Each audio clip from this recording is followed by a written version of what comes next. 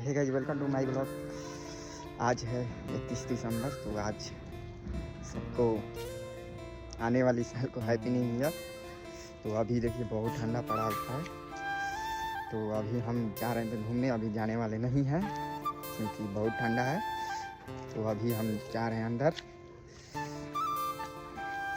भाई बहुत ठंडा पड़ा हुआ है, तो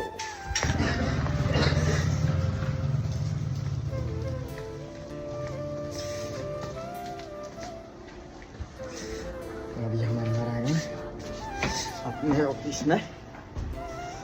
देखिए अभी मेरा भी काम पड़ा हुआ है, तो अभी हम जा रहे हैं काम करने। आज हम लोग कहीं नहीं जाने वाले हैं। सो आज सबको आने वाली साल को हैप्पी न्यू ईयर। तो ठीक है, बाय और सपोर्ट कीजिए।